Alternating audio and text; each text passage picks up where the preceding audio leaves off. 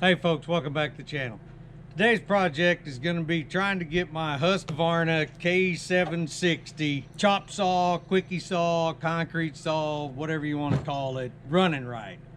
I picked this thing up a couple years ago from a equipment rental place, and it had had a pretty rough life. I cleaned it up, got it running good, and been using it for a couple years now. And it needs some work done to it. Seems like when it gets hot, it stops running correctly, which leads me to believe that it's probably the coil. But the first thing we're gonna do is clean it up, start getting it disassembled, and see what I find. I've got the stuff to do a service on it, so I've got fuel filter, air filter. I put a new plug in it the other day trying to make it run, and just going to go through this thing and see if we can make it run correctly. I'm going to start disassembling it. The nice thing about it is most of the stuff on here is a T25 Torx. If you get a tool with it for spark plug and so forth, they'll have the right size Torx head on it. I think this is actually for a steel chainsaw, but there are 3 screws in this top cover to get you access to the air filter, one in the front here and one on each side in the back. And take those off.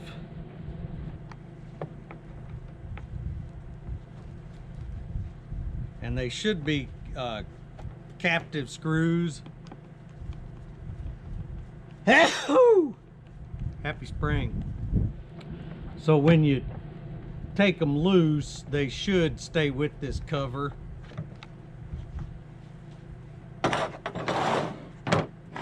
And then your air filter is actually captured underneath this cover. There's 2 more screws here, one on either side of the filter.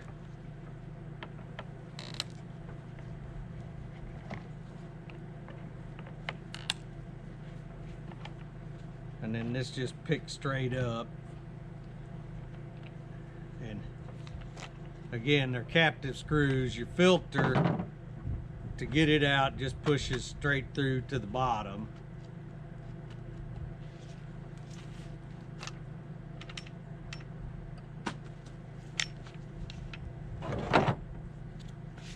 And then there's another screen on top of the carburetor intake that keeps larger particulates out.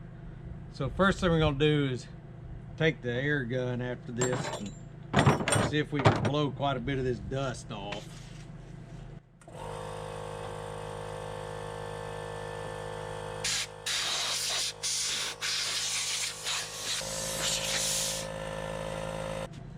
So that we've got a little bit smaller package to deal with, I'm going to take the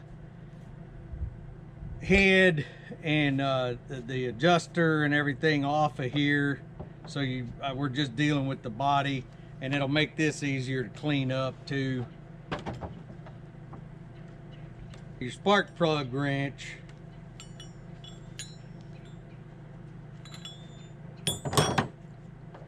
should fit these, and what you want to do is loosen them off just like on a chainsaw bar, because this is how you adjust your drive belt tension.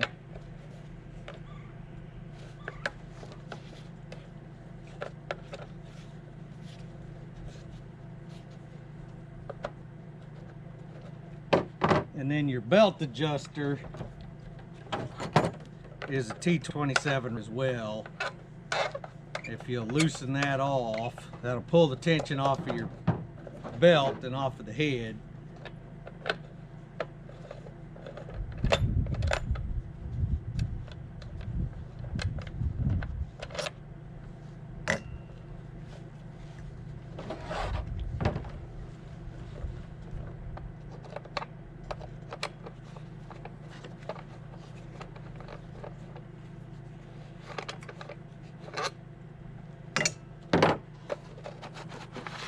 And that just slides off the end.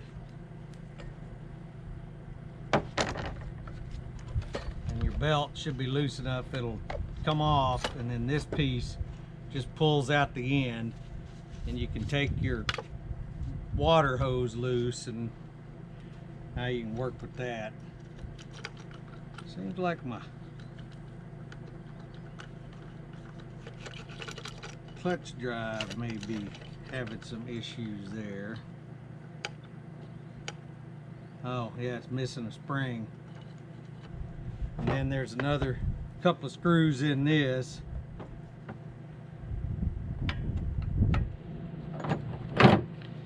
So these things lead a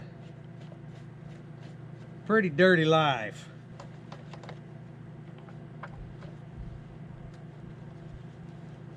Especially if you use water with them.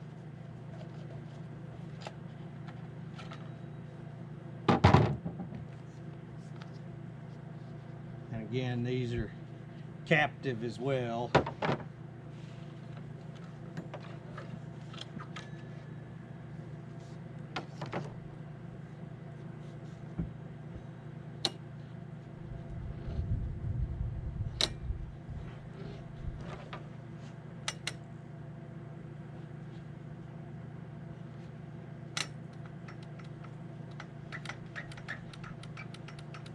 That doesn't sound good.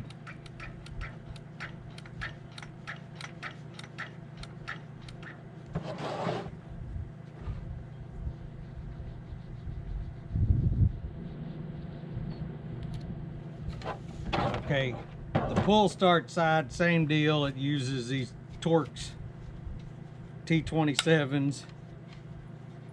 And I'm hoping that clicking noise I'm hearing is the dogs on the pull start and not the bottom end on this thing. Got a screw missing.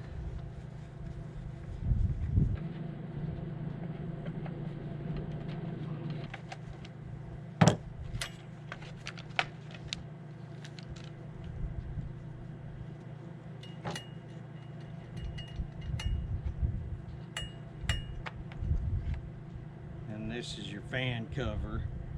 That's going to get us access to the coil. Yes, it was the dogs on the pull start that were making that clicking noise, because you see how dirty this thing is. Nasty, nasty.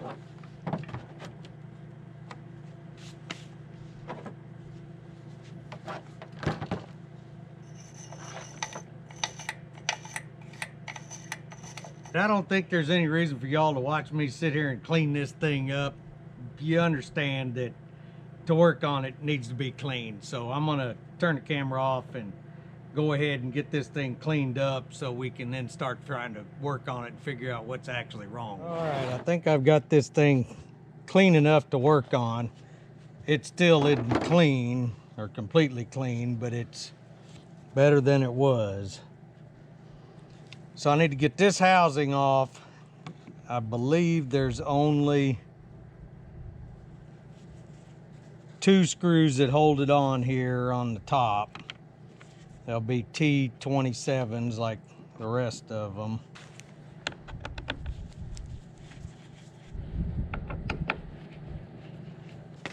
See, they're here and here. Buried down here, there's 4. There's 2 more in the back.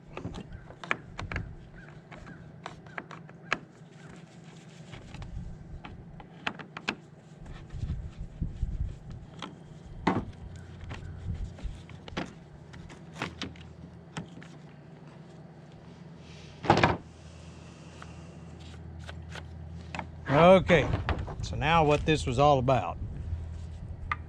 The coil assembly. And the reason I think it's the coil is it starts and it runs fine. It seems to be getting fuel, but when it gets hot, it stops running. And it just basically stops like that, which leads me to believe that the coil is overheating and losing spark, because the resistance will go up in it and it'll stop making spark. Like everything else these days, I just ordered one off of Amazon. There's the part number. like everything else these days, is made in China. So we'll see if it's gonna work. And the reason I went with the one from Amazon partly is because of price, and also because it got here in a couple of days instead of who knows how long.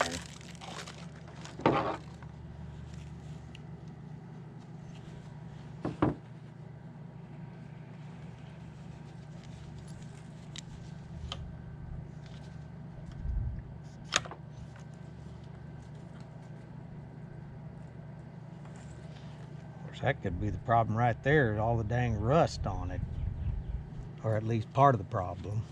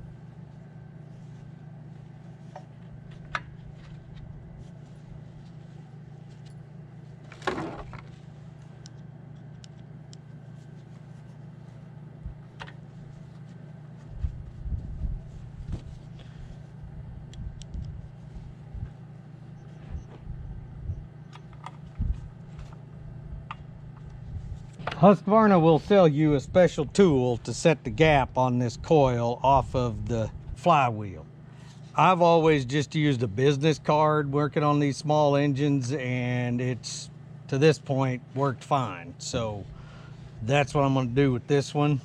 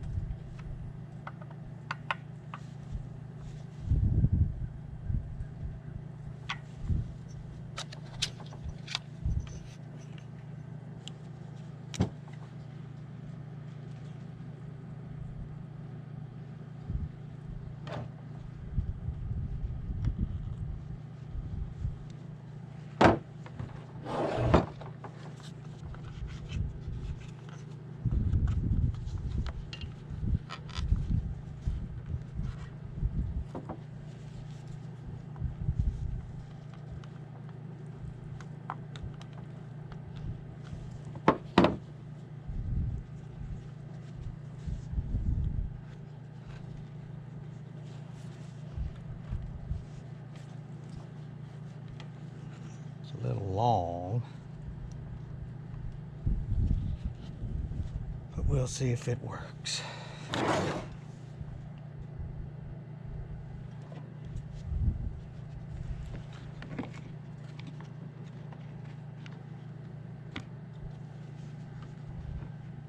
I also picked up from Amazon a service kit for this thing that has your small parts. Again, made in China. There's the part number.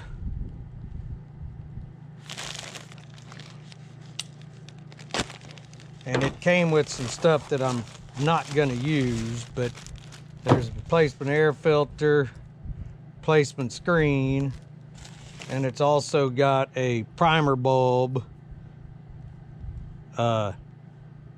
Not NGK spark plug. I'll use it in a pinch if I can't find something else, but there's that. Some fuel hose and a new fuel filter. I know the fuel filter in this thing was dirty because I cleaned it thinking that was part of the problem because I didn't have an extra one, so we'll replace that. And this screen just pops off.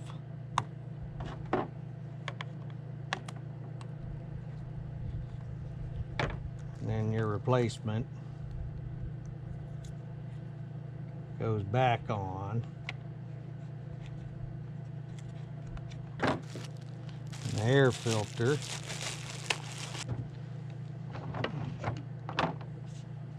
Goes in this housing.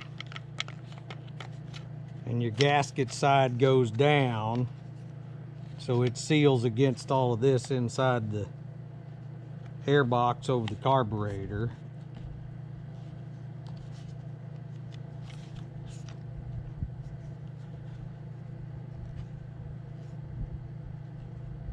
Of course, it doesn't look like it wants to seat.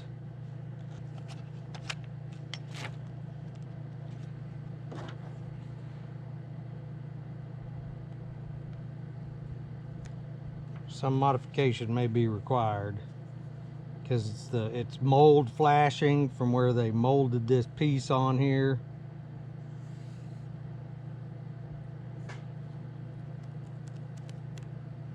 Your sealing surface is here and here.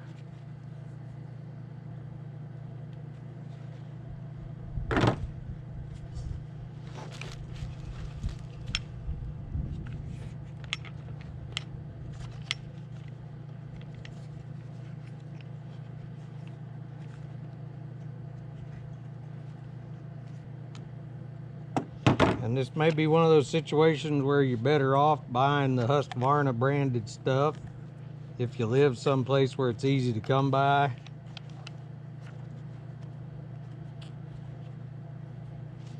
So with a little fiddling, you can get it to fit.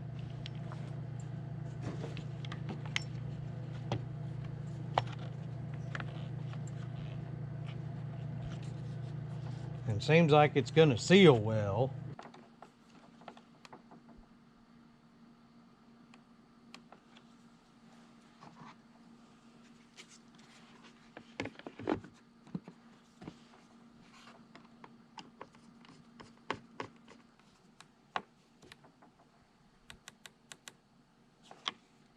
To change the fuel filter, what you gotta do is lay the thing over on its side, open the fuel cap, and then I just use a little piece of wire with a hook on it, and you got to reach down in there and fish out the fuel pickup.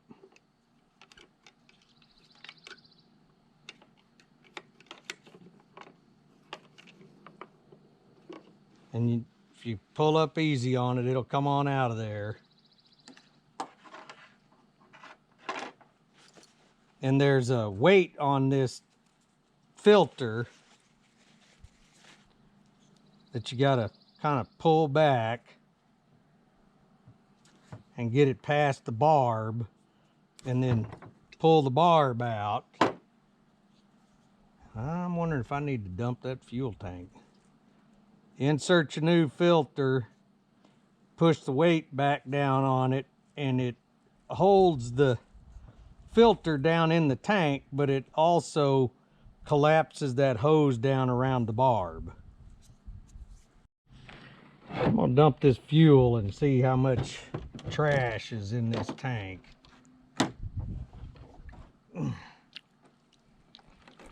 Hopefully without making a complete mess.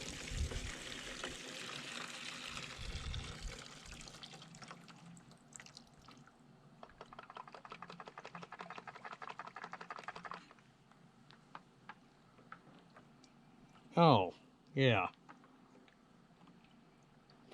That may be part of the problem. I bet.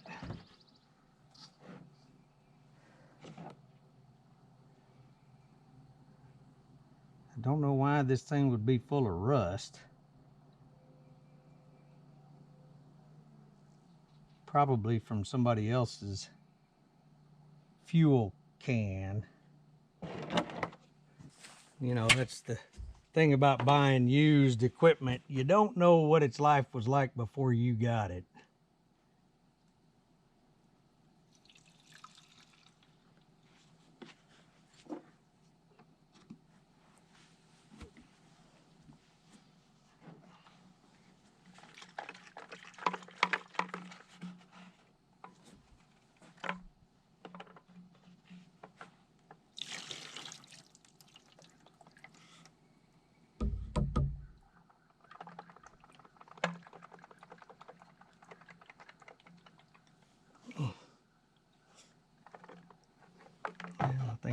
most of it out of there.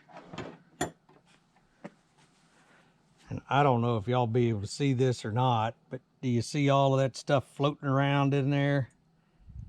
And looks like there's a gob of water too. Anyway, once you change the filter, you just put it back in there. Kind of poke it down and make sure it's sitting in the bottom of the tank.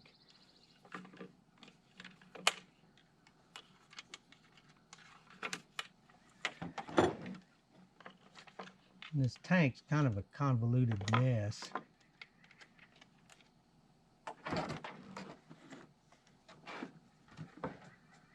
All right, I think that got it.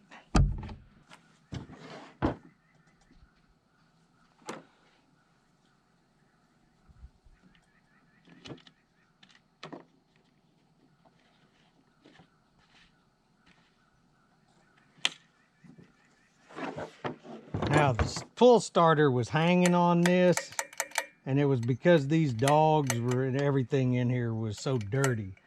I'm gonna put some lubricant on it, but because this thing lives in a dusty environment most of its life, I don't want to put a lot of oil on here. So I'm gonna use some of the WD-40 silicone based lubricant that hopefully will not collect up a bunch of dust and will make this thing move a little more freely.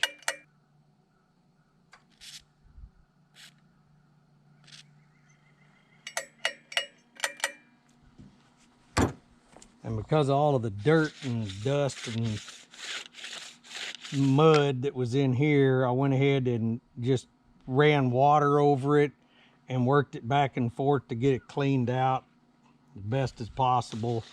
I mean, I figure it's probably going to need to be replaced before too long.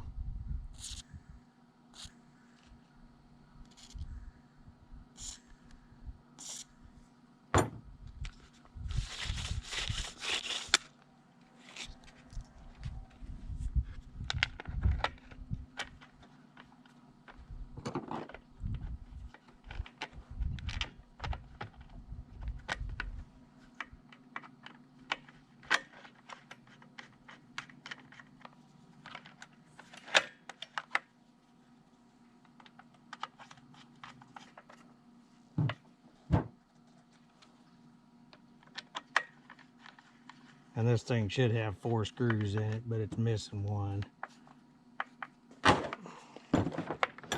Well, let's put some fuel in it, see if we can get it to run. I'm hoping all that trash in there hasn't plugged up the carburetor.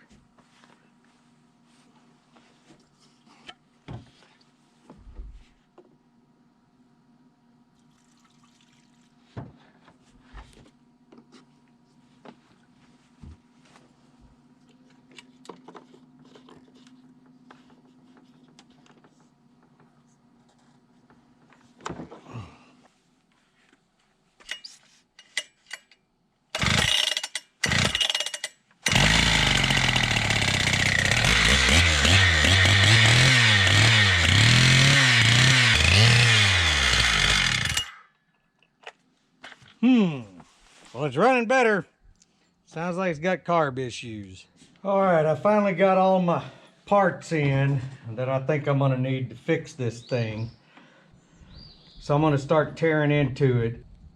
I had to change locations because we're getting crazy wind, so I'm moved into our unfinished garage on our house to try to cut some of the wind.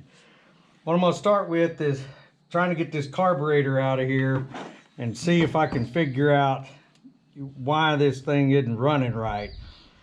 To get the carburetor out, there is a torque screw that you've got to access through this hole in the air intake housing or air box housing.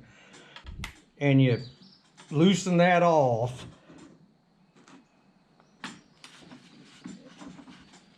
And then that'll allow you to lift the carburetor and the air intake hoses and everything out and away from the cylinder. Now I'm hoping that I got enough air blown through here to get most of the dust and dirt and stuff out of here. But when you start trying to pull this thing up, kind of pick it up from the back, and it should lift off of the cylinder. And you might have to kind of pry it a little bit to get it to go ahead and break loose, depending on, you know, how long it's been since it's been off of there.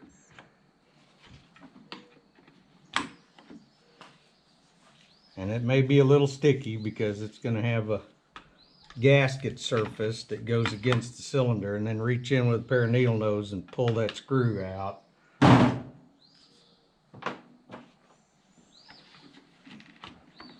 And then once you get it taken apart or pulled up so you can access in here, the throttle linkage, which is right here, just kind of snaps in to your trigger assembly. And you pop that up.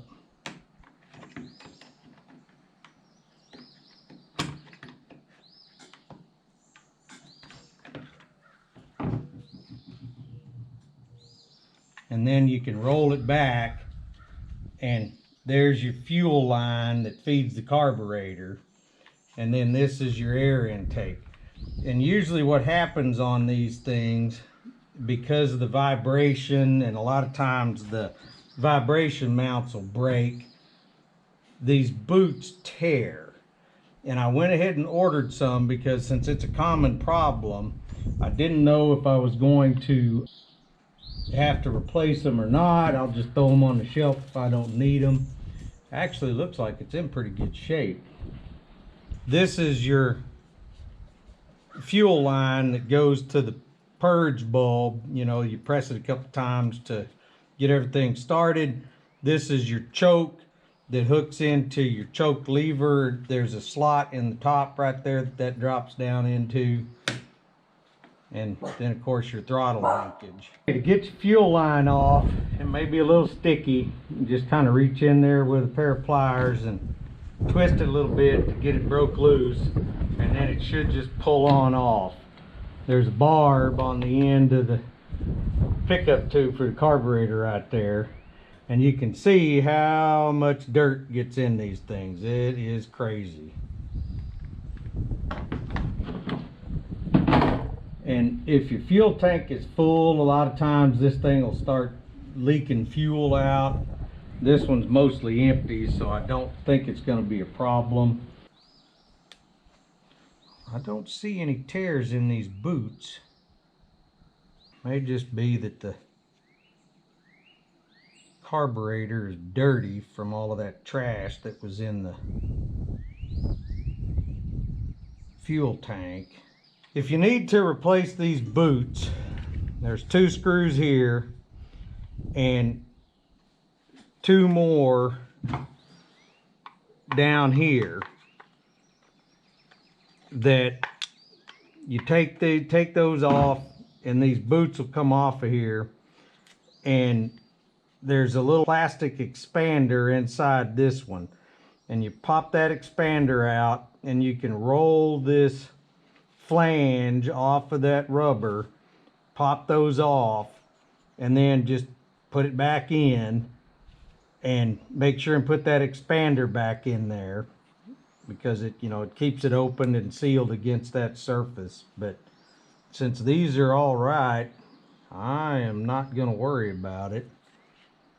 I'll probably just put this back together and see if it'll clean up and run. If not, I do have another carburetor. The carburetor brand or carburetor that comes on this is a Zama, and it's part number C3EL43C. And it's a kind of different looking carburetor because there's another piece on here. There's your choke, there's your throttle.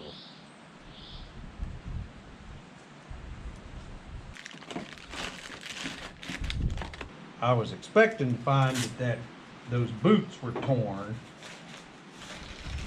and I ordered some replacements off of Amazon. There's your main intake boot, and this is your they call this the inlet pipe, and then these are the intake pipes, and it's just 2 rubber hoses, but I'm not going to mess with it because those look fine.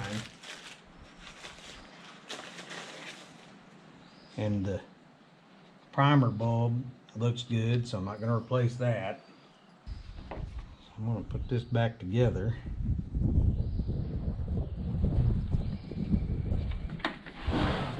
And when you put this back in, this bottom part of this flange hooks in on a plate down here at the bottom, and it then rolls up into place, and then you put your screw in.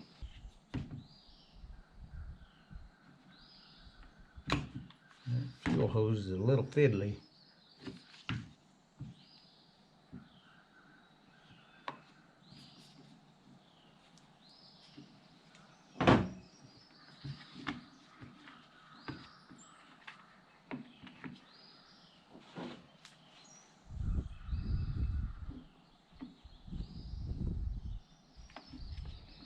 I'm trying to get all of this mess back together, crammed in this little hole.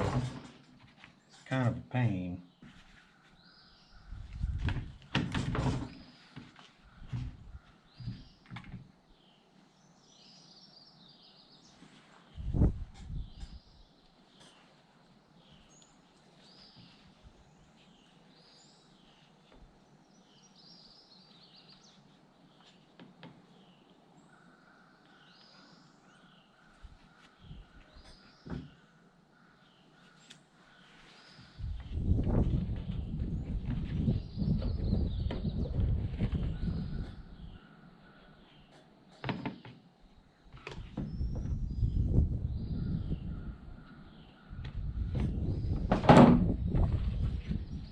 And then to get that throttle linkage back on, it's really a pain, because you got to reach down in here and get it hooked back in.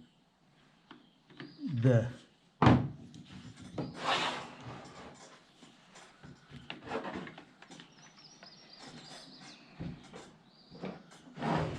know if I'm gonna be able to do it or not here with this.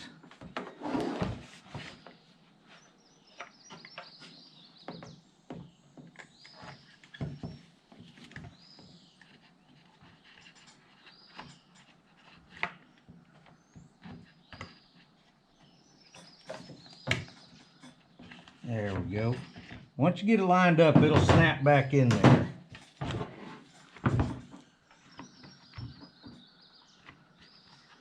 And like I said, this drops down in, and you've got to get that bottom hooked before you put the screw in it.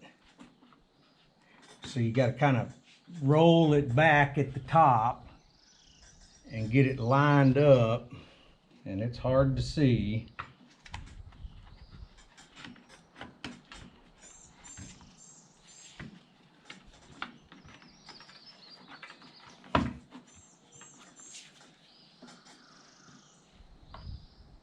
And if you shine a light down in there, you can see if it's hooked or not.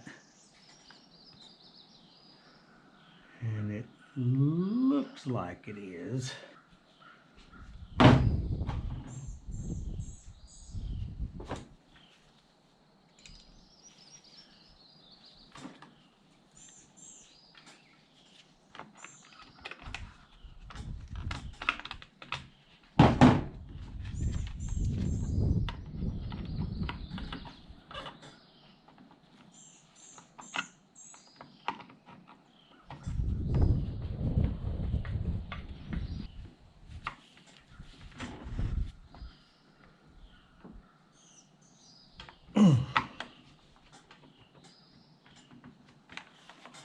Okay, I think that has got that right together. Throttle's working. Choke is working. Before I put that cover on, one thing I noticed is that the decompression valve is leaking. So I'm going to go ahead and change that. And it's a 13 millimeter.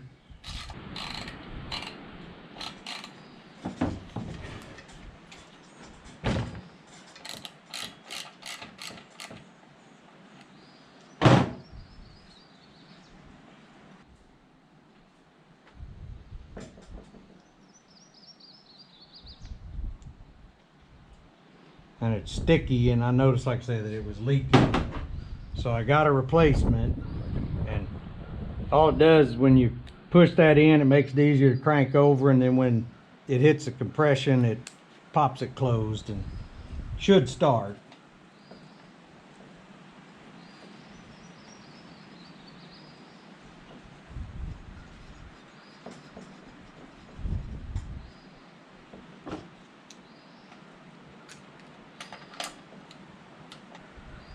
And you're putting steel and aluminum, so don't get crazy tightening it down.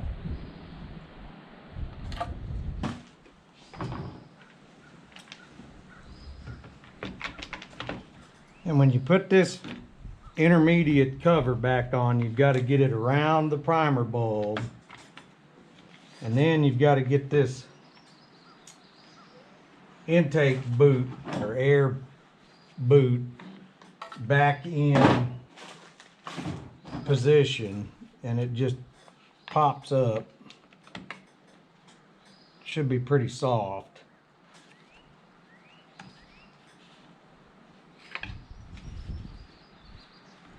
And if you do what I'm doing and poke at it with a screwdriver, be careful, because you can tear it. You just kind of got to work it in there. On the back there's a hole, and then there's a little tab that fits down in there, and you can feel it snap into place.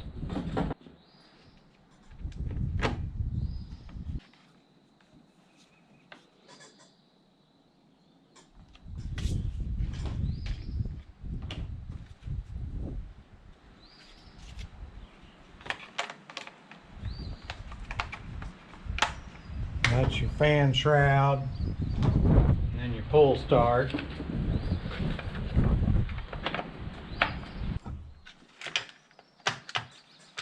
It helps if you get it lined up.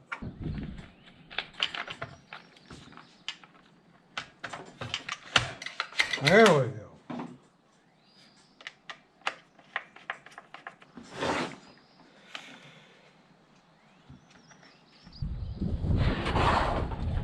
All I'm doing is putting this screen back in.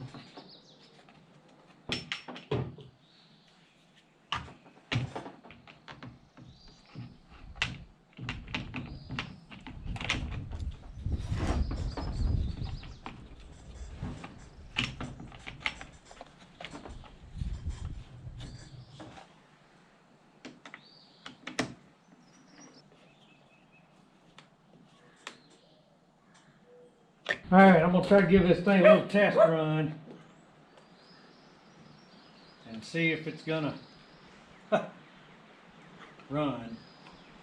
Alright, so choke, do your primer bulb, make sure you got your air out of your system, push in your compression release.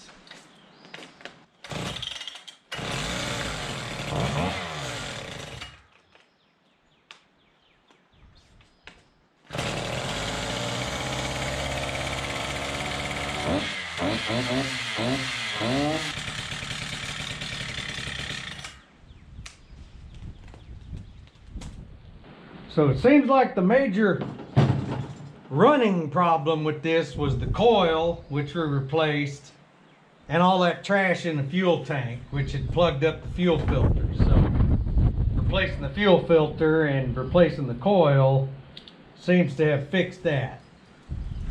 So the other major problem this thing had was on the drive end, the belt side. the drive pulley retarder setup on it had come apart, and it was wearing out this pulley, and it looks like it had a couple of issues happen. One, this spring was broken and was floating around in there, which meant that the retarder piece, the braking function, wasn't working. And so these were kind of floating around loose, and this thing had just wallowed itself to pieces. So I ordered a new one, and of course, like everything else these days, it took it a while to come in. But it comes as an assembly, and here's your part number, and it's a Husqvarna part. I bought this off of eBay. It was the cheapest place I could find that had them in stock, and it comes all together, and to put it in, you've got to disassemble this piece and then start putting the parts on. But it comes with new screws and all of the components you've got to have to make it go. This is your bar piece that goes in here, and then this is the side that your blade goes on. This is the side your drive pulley and belt goes on.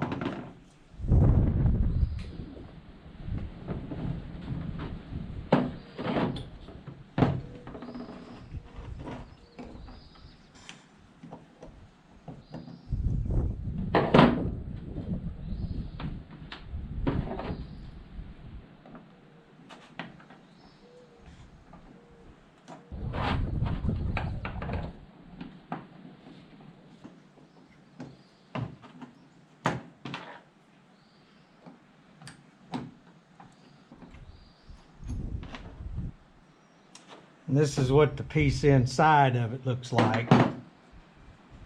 This is the spring that's got your little brake shoes, for lack of a better term, on it. And this mounts to the bar here. And then the pulley goes over this, and these screws go into this plastic piece. And the way this thing works is it's a brake. When you let off the gas, this spring pulls these against this drum and slows the blade down.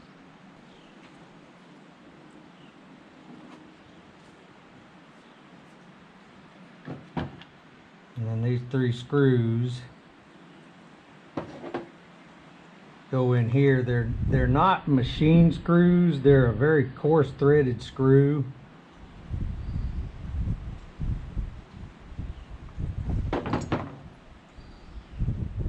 See, they're more like a sheet metal screw.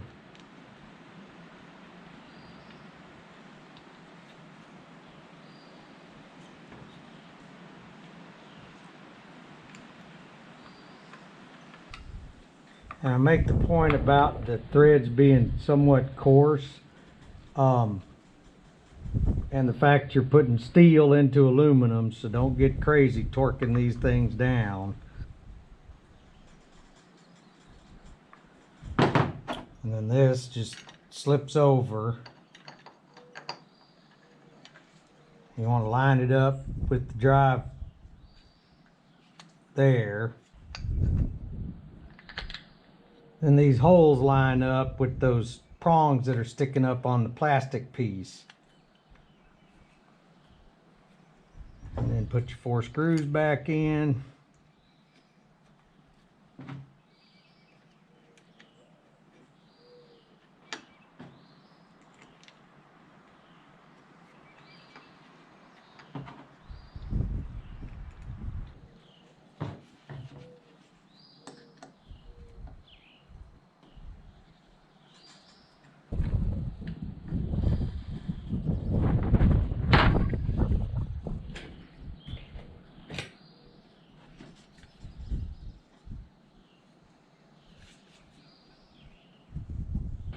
Well, I just figured out why this retarder drive pulley destroyed itself, other than age. I mean, that the spring breaking, I'm pretty sure was due to rust. The center retaining bolt was missing. So I went over in my stash of parts and found a couple of options. I'm not sure which way I should go with this. I've got a shorter one with a shoulder on it and a lock washer, which should in theory prevent it from coming off again, or a longer one with no shoulder and no lock washer. I think I'm going to try the lock washer, just because I think we need that little bit of extra security. And the shroud that goes over this, there's plenty of room. It's not gonna hurt anything.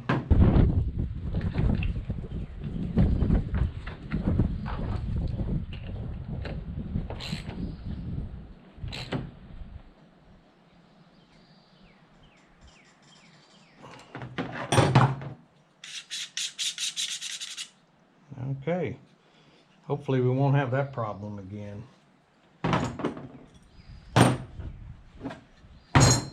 Now, the shroud for the blade fits on here, and it's just a friction fit there, or friction that keeps it in position. So, you know, sometimes you might want to come in and kind of clean some of the crud off of that. And then there's a rubber gasket or bushing in here that this thing rides on.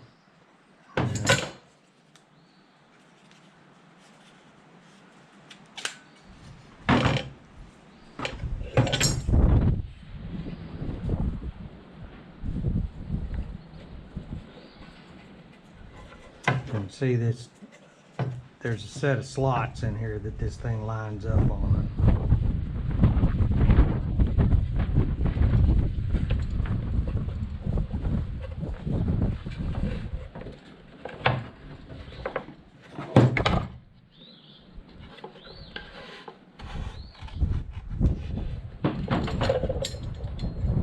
This piece goes over here and lines up on those holes.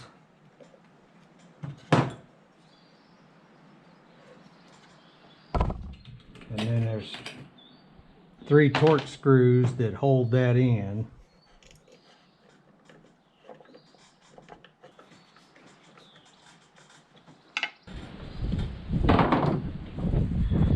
This little piece that's plastic with a steel center goes over that. Then your big plate that goes against the blade goes on next. Then your spacer for your blade. Then your other big clamp washer. Then that's your bolt that holds it all together. And I went ahead and picked up a new drive belt because the other one was getting a little old.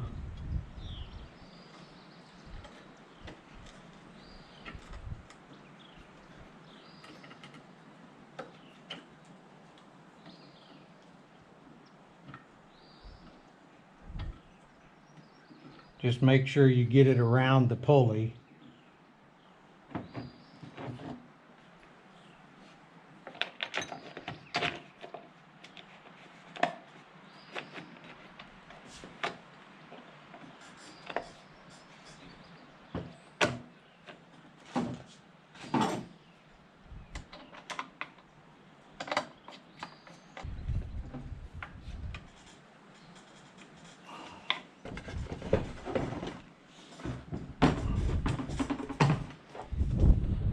Gotta line that guide up in the slot, work your pulley over, and then this piece, there's your belt tensioner, goes, it slides over,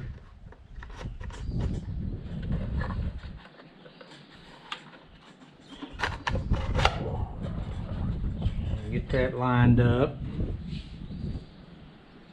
And then your 2 bolts.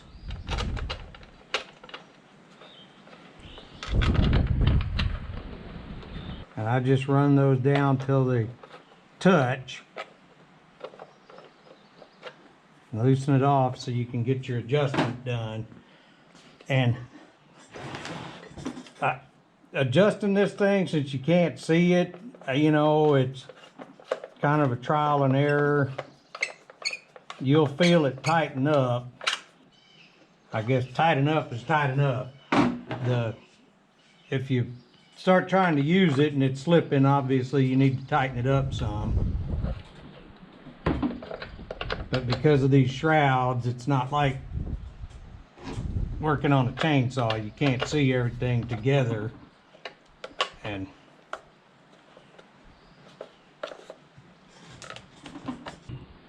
so that should be done. I'll put the blade back on it. Your blades most of the time will come with a spacer ring, so you can use either side of this. I haven't found that it makes any difference. Some of them will be made with, you know, a smaller hole, and some of them with the larger hole. But depending on which one you have, you just flip that over.